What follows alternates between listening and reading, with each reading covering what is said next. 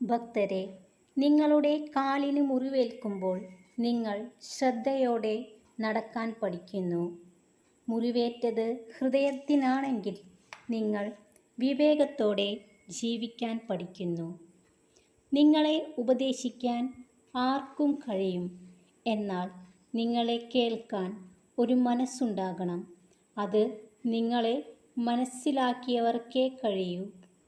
പെരുമാറ്റം എല്ലായ്പ്പോഴും അറിവിനേക്കാൾ വലുതാണ്. കാരണം ജീവിതത്തിൽ അറിവ് പരാജയപ്പെടുന്ന നിരവധി സാഹചര്യങ്ങളുണ്ട്. എന്നാൽ പെരുമാറ്റത്തിന് സാഹചര്യങ്ങളുടെ സമ്മർദ്ദത്തെ അതിജീവിക്കാൻ സാധിക്കും. വെട്ടിമുറിച്ചിട്ട മുറിവിൽ നിന്നും വീണ്ടും പൊട്ടിമുളയ്ക്കുന്ന മരങ്ങൾ പോലെയാകണം ഓരോ വ്യക്തിയും. എത്ര താഴ്ചയിൽ ചെന്ന് ചാടിയാലും ഉയർത്തെഴുന്നേൽക്കാൻ പഠിക്കണം. ജീവിതത്തിൽ നിങ്ങൾ താഴ്ന്നു കൊടുക്കുക നിങ്ങളെ അംഗീകരിക്കുന്നവർക്ക് മുന്നിൽ.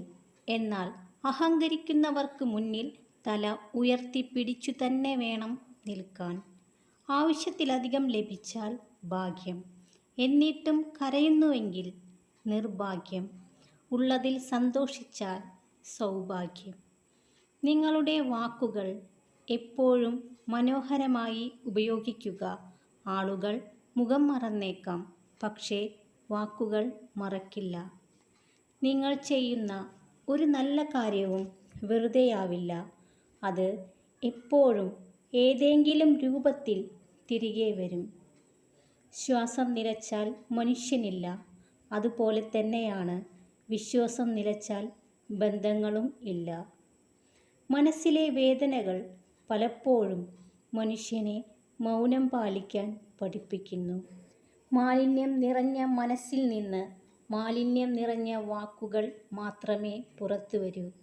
ഭക്തരെ, നിർത്താതെ പെയ്യുന്ന മഴ പോലെ പ്രശ്നങ്ങൾ നിങ്ങളുടെ ജീവിതത്തിലേക്ക് വരുമ്പോൾ ഒരു കുടയായി മഹാദേവൻ നിങ്ങളുടെ കൂടെ തന്നെ കാണും. ദേവൻ്റെ അനുഗ്രഹം നിങ്ങളിൽ എപ്പോഴും ഉണ്ടാകും. ഓം നമഃ ശിവായ.